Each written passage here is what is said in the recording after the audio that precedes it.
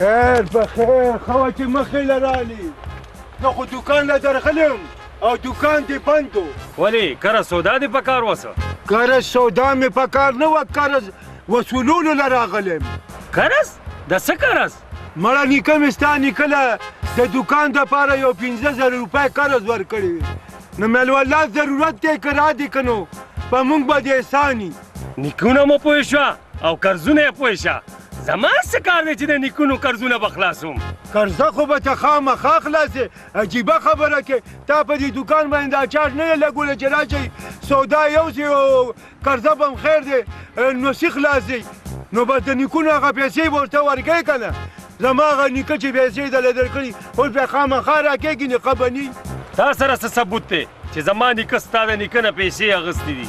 نو ثبوت شته که نه؟ دا دی ثبوت دله درکومه. دا دی نیکه دې دستخط کړی دی پوه شه زما لیکله ورکې دا دې صفا صفا لیکلي دي. دا یې پکې لیکلي چې زمان وسیله به یعنې نزاکت ته به پیسې ورکړي. دا واله چې هر چا ته یې خین وښی دستخط یې کړی دی ټوکې خو نه دي. زه خو د نیکه ذمهوار نیم. زما نیکه به ټولې دنیا نه قرض اخیستی نو زه به یې خلاصوم. څنګه به یې نه خلاصې سړیه؟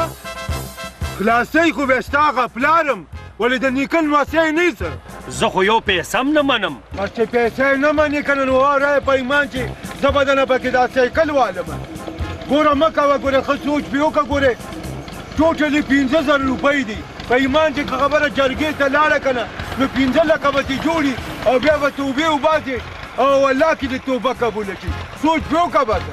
زه اوس څه وکړم؟ څه وکړم خو به پیسې دې راله راکړه او که نه راکې به صفا راته ووایه چې زه بیا جرګې والا سره خبره وکړم. ما سره خو دومره پیسې په یو ځای نشته. بس ټیک ده پکې شتونې خلاصې که بس 1000 روپۍ میاشت راکوه ختمه خبره ده. دا نیکي در سره زه کوم. زه ټیک ته نو دا 1000 روپۍ پکې واله نو زه بس ټیک ده یو میاشت پس به بیا میلاویږو همدې ځای کې به میلاویږو که نه دوکان له درشم. نور خو زه په دې لاره نه راځم. دوکان ته راشه یار. دا څه په لانجه او که نه واوړېدو. په دې لاره ته څه کې دا لار خو په تا باندې سپېره شوه. خدای دې پیاډورامه وله دی اوس ما سره دوکې کړې او ما نه خبر نه چې زه هم په سړي لوبې کوم. 4,000 پسې به درځم والله کې دې پرېږدم.